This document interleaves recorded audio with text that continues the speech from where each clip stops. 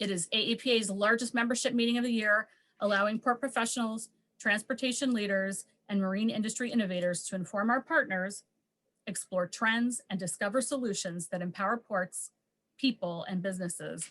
It also provides access to our top decision makers, professionals, and experts through invaluable networking, technical, and policy sessions. It is truly a great time to get engaged in AAPA or continue to be engaged, and certainly to be engaged in person. And this year's convention provides a unique opportunity to get connected to a broad audience and unify our shared interests. So now I'm going to turn the program over to Meredith, who is going to get more into the nuts and bolts of the program, some more details about sponsorship, exhibits, and more details on the structure of this year's convention. Thanks so much. Thanks, Mary Beth. I'm so excited to be here today and to see so many of you figuring out new technology to participate in our live AAPA Anywhere Spring Conference. We are so excited that you're here this week, and I hope that you'll participate tomorrow. And if you're a U.S. corporate member, on Thursday as well, our government relations team has developed some really top-notch content that I think is going to just deliver value to all of our members for the rest of the week. As Mary Beth mentioned, we are so excited to be planning an in-person event, and we are so excited to be planning this specific event in Austin, which will be held September 26th through 29th at the JW Marriott in Austin. And I want to give you all a little bit of a preview of the event, and also to show you all the website that is now live and launched and ready for you to do a little bit of exploring and clicking around. So let me go ahead and just show everybody the website that we've developed. It's aapaAustin2021.org. That will get you where you need to go. And hopefully that's a really easy thing for everyone to remember, aapaAustin2021.org. And that'll give you everything that you need to know about the event. So let me just talk to you a little bit about the event as I walk you around the site itself. So as Mary Beth mentioned, we know that this event is going to be great. Now, I will say that I think a lot of us are going to feel that it's great to get back together in person. And I think we all agree that it will be wonderful to see each other no matter where we are or no matter what's happening. But when I say this event is going to be great, that's not what I mean. I don't mean that just the relief from COVID is going to feel good to be able to put behind us. I mean that AAPA staff, working in partnership with our members and with our sponsors, have really developed an event that we are proud of. We think that it takes the best parts of the port-hosted events that have been the backbone of the association for most of its history and married them together with some of the lessons that we've learned from COVID, and also with the opportunity that AAPA has now in taking over as the host of the event going forward. So what does that mean for all of you as attendees, exhibitors, and sponsors? First of all, what that means is that the content is going to be top-notch. If you dig into the business program section of the event and you do a little bit of looking around, you can see that on our business program days, which are Tuesday and Wednesday, we have some featured speakers on Tuesday and a few on Wednesday as well. And these featured speakers are going to be really high-level CEO or C-suite level executives from very targeted and specific segments, either of our industry or of industries that are adjacent to and really interact closely with the port industry. We're planning to invite and get an Austin-based BCO representative. As Mary Beth said, there's a number of exciting companies who depend on ports and the port industry to maintain their market share or grow their market share internationally, or rely on ports for importing critical components that are essential in their manufacturing. And we're really excited to hear from one of them about the relationship from a BCO's perspective to the port industry. We're also going to be in the great state of Texas, and how could we not have someone from the oil and gas industry speak to the group? Again, that's a commodity that we know is really important to a lot of our members, those in Texas and those in many other states, and we feel that we have a great opportunity by being in the state of Texas to get someone from an oil and gas company to come and speak to our group. We also think that it's important to have someone from a shipping line, and we're working to secure a speaker from one of the major shipping lines who can speak to that critical partner and customer role that happens between ports and shipping lines. We want to take advantage of being in the state capitol to have an Austin-based Texas elected official. We hope to be able to announce that within the coming months, but obviously there's a lot of opportunities for us to reach out to some folks that have a pretty big impact on the state of Texas, but also really help to influence the national conversation about ports, infrastructure, and other timely topics. And then lastly, we're going to continue the AAPA speaker series that just concluded its first session with Mark Levinson. And that was really terrific. Thank you so much to Sean Strawbridge and Port Corpus Christi for kicking off this series with us for this year. And we're going to continue the AAPA speaker series at the AAPA convention with another Port Corpus Christi sponsored speaker. And again, we're not prepared to announce who it's going to be, but I can promise you it's going to be a really exciting speaker who brings some Texas flavor and a little bit of excitement and maybe a little star power to the AAPA annual convention. So again, great content, bigger topics, and we think that's really going to deliver a lot of value to attendees. So what else is going to make this event great? Well, if you look through the business program, and I'm not going to scroll around too much, but if you go there and check out the site, you'll see that there's a little more breathing room in the business program agenda this year. In the past, I think we've been really focused on trying to deliver lots of content, maybe a little bit more quantity than on the quality side. And so we've had a lot of sessions for you all. And while we want to continue to make sure that you find the value that you need in the business program, we don't want you to feel exhausted at the end of the day or at the end of the event. And so we've built in a little bit more space between some of the sessions, which is going to allow us to get to the next benefit of the reimagined event, which is increased networking. We know that this is a major reason that people come to our AAPA events. And if we weren't sure of that before COVID, we know it now. We know that people really value strong content at an event, but we have heard throughout the past year from all kinds of members, ports, industry solution providers, supply chain partners, we have heard that everyone misses the networking, whether that's seeing clients, potential clients, customers, potential customers, or just friends in the industry that you only get to see once or twice a year at an AAPA event. We know that those connections haven't been happening, or they've been happening via a screen, which I think we can all admit is a little bit inferior to getting together in person. So that's something that we've also added to the event agenda for the Austin 2021 annual convention. And the biggest place that you'll see this increased networking opportunity is in our luncheon programs, and the fact that there's not going to be a program at lunch anymore. Our luncheons are going to be networking luncheons.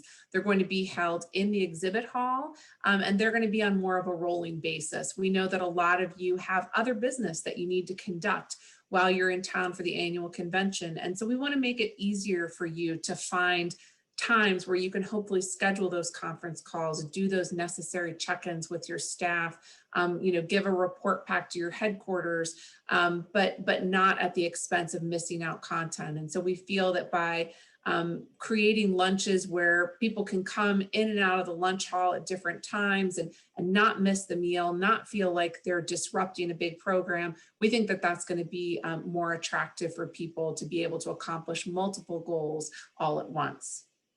Another new element for the 2021 annual convention is an opportunity for the industry to make a positive difference for the Foundation for the Seaports of the Americas, which is the formal name of the AAPA Port Employee Emergency Assistance Fund. We know that this assistance fund plays a vital role for our port members. I think that it's used most often in our industry, not surprisingly, during hurricane season, but there are unfortunately emergencies and natural disasters that impact so many of our members throughout the year, and it directly impacts their staff. And so for those of you who aren't aware, the AAPA Foundation is a charitable organization that's completely separate from AAPA, but we administer it. And it provides some first line relief to port staff who have been negatively impacted by a natural disaster. If they've lost their home or had significant damage to their home to the point where it's uninhabitable, AAPA's foundation is able to pretty quickly get checks out to those folks, or even I think we're doing electronic funds transfers for a lot of folks now. And we know that this is something that a lot of our ports and other organizations like to contribute to throughout the year. And so we thought, what a great opportunity to marry up a golf tournament, which gives people, a really important reason to come to town and be there for the start of the convention and not miss the beginning of it because you're traveling, but also to make a difference for the foundation. So stay tuned on the details on the golf tournament. We're finalizing the location there soon, and registration for the golf tournament is not open yet, but we anticipate it will be open within the next month. Okay, so I've talked a lot about the things that are going to be changing about the annual convention, and I want to make clear that we're not changing everything. There's a lot of really great things that have been a part of AAPA's history at the annual convention, and we're keeping the very best parts of the annual convention going forward. So first and foremost, we're going to continue to have an opening ceremony session where we celebrate all of our members from throughout the hemisphere. I think that everyone who participated in the virtual annual convention this past fall really enjoyed the opportunity to see videos from so many of our member ports from around the hemisphere. So we're likely to continue some version of that celebration to highlight all the different members that we have from the far north to the far south, and all the way as west as our Pacific Island territories, and all the way east as our Canadian provinces. So we have a lot of diversity in our geography, and we want to make sure that we highlight that because it really is a great sense of unity that brings to the event. Another thing that's not changing is the critical governance meetings. The work of the association is vital, and it needs to get done at these events. And so we will continue to have a U.S. Legislative Policy Council meeting, a Board of Directors meeting. There will be opportunities for select committees and task forces to meet at the event. And we hope that all of you who are part of the AAPA governance structure will make it a priority to be there in person. Another thing that's not changing is awards and recognition. We know that AAPA's industry recognition programs are valued within the industry. For those of you who aren't aware, we have a communications awards program, an environmental improvement awards program, a facilities engineering awards program, and an information technology awards program. And those awards are given out each year at the annual convention. And it's a great opportunity to celebrate the accomplishments and achievements of our ports in those 4 areas. Additionally, the annual convention is where we recognize our PPM professional port manager graduates. And there's some really exciting changes happening in the PPM program, and hopefully you've seen announcements about those improvements. But we've recently made selections for our 2023 Bravo cohort for PPM. I think I have that right. And so we're really excited to just keep the focus on PPM, keep the focus on celebrating those people who really undergo a pretty significant achievement in earning their PPM. It's not a small commitment. In the past, it's been 4 years. We're shrinking the program down a little bit to be 2 years, but it's still a very significant accomplishment that all of those PPM graduates are going to have professionally under their belt. And we want to make sure to celebrate them, as well as to celebrate the organizations that support them throughout that process. And then lastly, Mary Beth really said it best. This will continue to be the premier gathering of the Western Hemisphere ports industry. AAPA's annual convention is really unparalleled in bringing together people who are in the business of ports, who support the business of ports, solution providers, supply chain partners. It's a great opportunity for everyone to get together, and that's something that we're not going to change. So what does that mean for all of you? Well, as I mentioned, I'm happy to report that the website is up and running.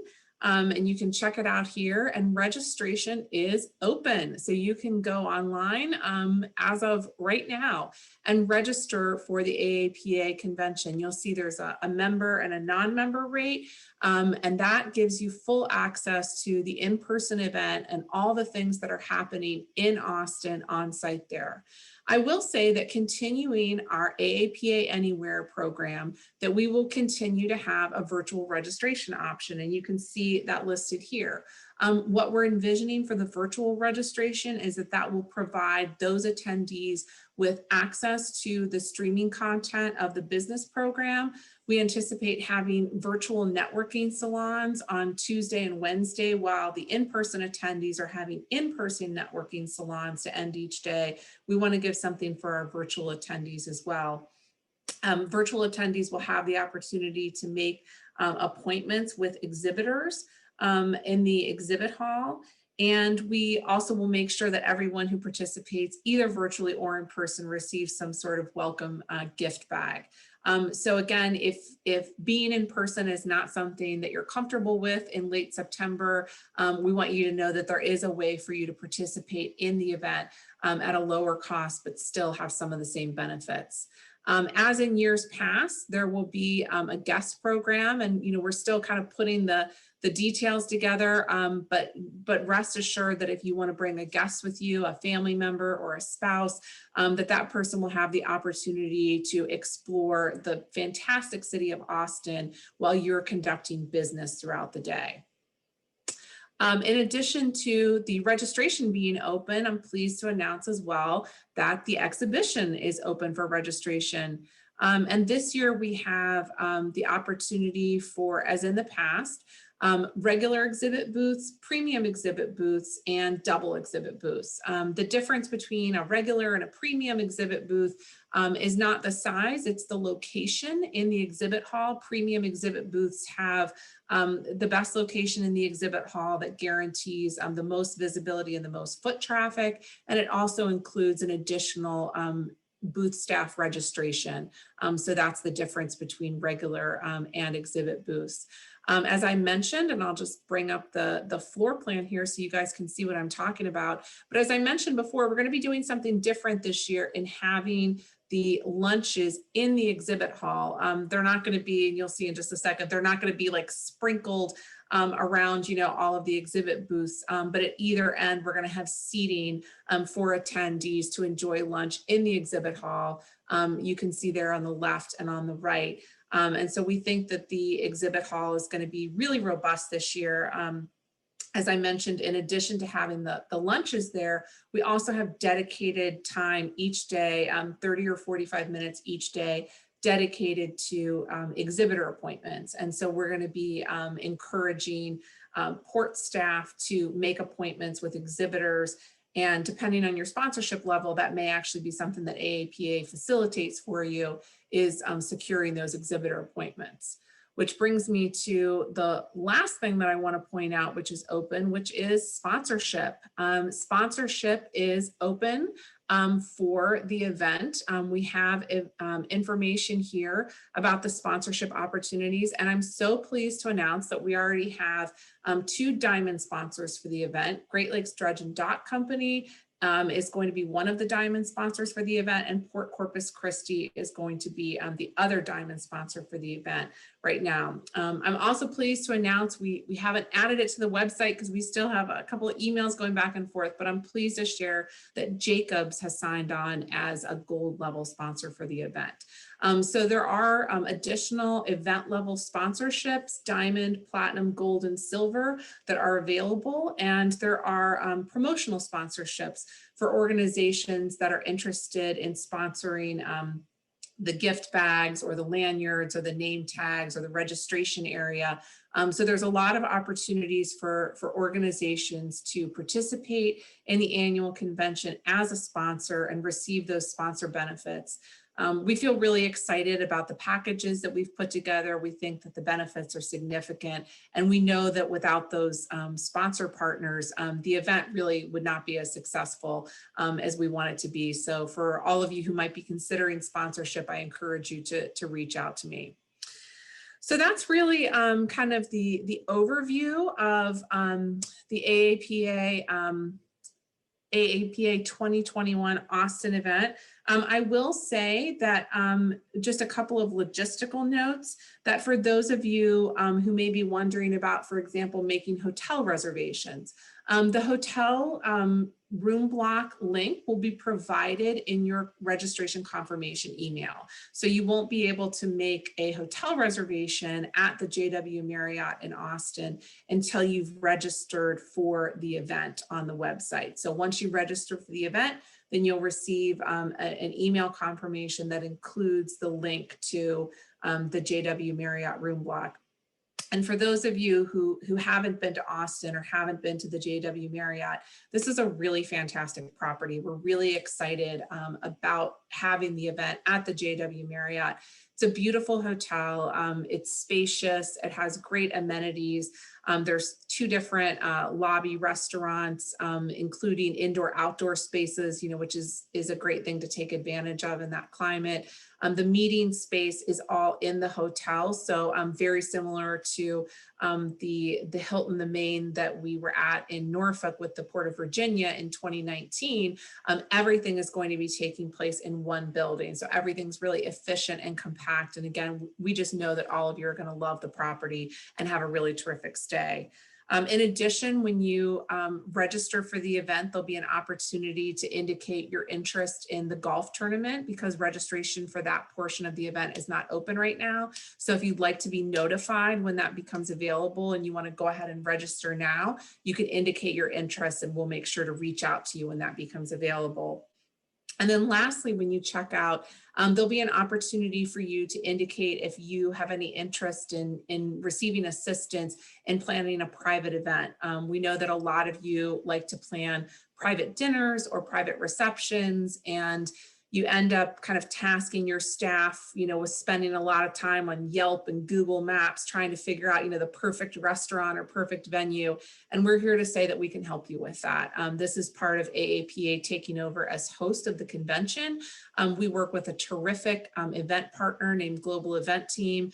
And this is a service that we can make available to all of you, is to have a little bit of assistance in planning those private events so that you can do your day job and give your day job your full attention and not have to worry about, trying to figure out who has the best private room or the perfect menu for your group.